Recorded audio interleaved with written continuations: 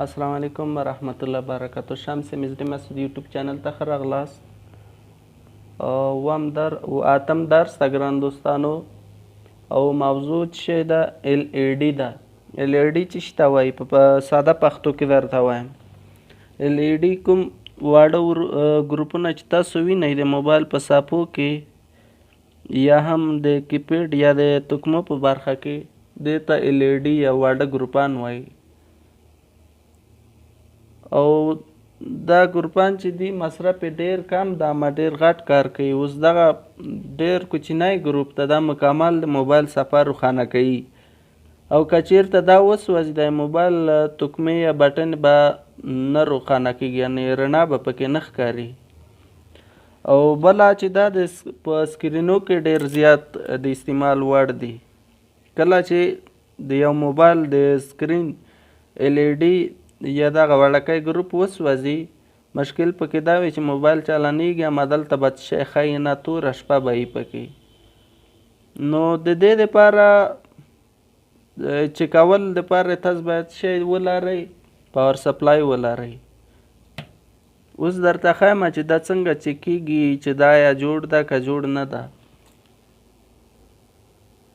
لومړی به ګران دوستانو پاور سپلای چالان کړئ. چې کله مو چالان کو د پاور درجه باید 3.6 او ډېره زیاته باید نه وي. که چېرته زیاته وي دغه کوم ګروپونه چې دي دا بیا سوځوي.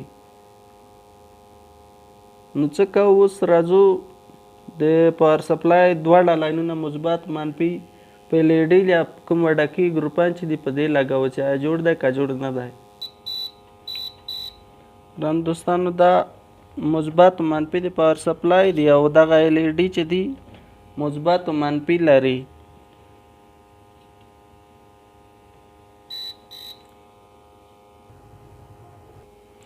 نو ګران دوستانو اوس د پاور سپلای دواړه مثبت و منفي دلته لګوو چې کوم مثبت ده کوم منفي ده.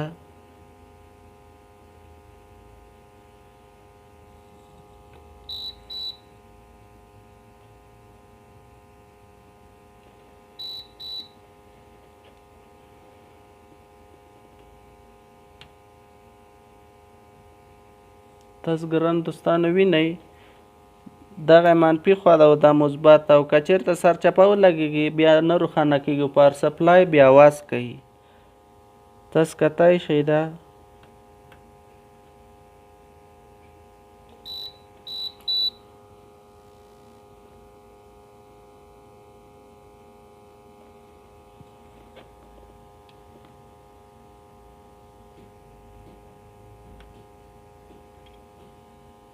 دا مثبت دا منفي.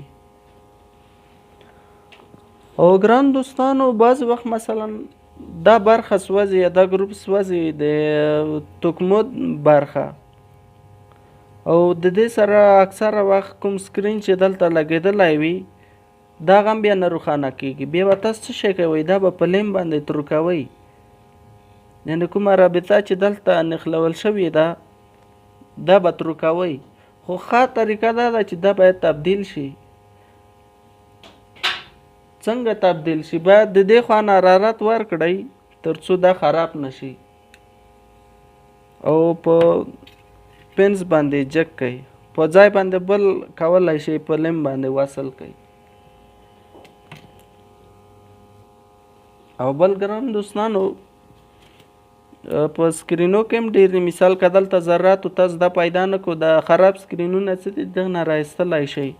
دلته یې معلوموی شئ چې دغه مثبت و منفي کوم یو ده، په نښه کوی شئ او بیا هلته یې ولګوئ. او همیشه به کوشش کوئ چې په کم په هغې برخه کې دا غلط ولګوئ، مثبت منفي صحیح نه شي نو بیا څه شی کوي، د موبایل ټول بورډ به تاسو شارټ کوئ، ځکه دا خو اساسه برخه ده. نو ګران دوستانو دا معلوم شو چې مثبت و منفي کوم یو ده. ډېر اسانه ده، تاسو کولی شئ چې په همدې طریقې سره لاړ شئ او د یو موبایل د تکمو برخه یا هم د سکرین د برخې لایټ تبدیل کړئ. دا هم کولی شئ تبدیل کړئ. دا هم څه مشکل نشته. کله مو چې دا پټه را جګه کړه ریبن را جګه کړه دلته د لایټ موقعیت لري دا را جګه په ځای بل ولګوئ خو سوچ به کوئ چې مثبت منفي به یې نه رادوئ. نو تر بیا درسو پورې ښې چارې ویله ده چې زموږ یوټیوب چینل به درسره سبسکرايب کړئ او ویډیوګانې به د ملګرو سره شریک کړئ. تر بیا خدای پامان.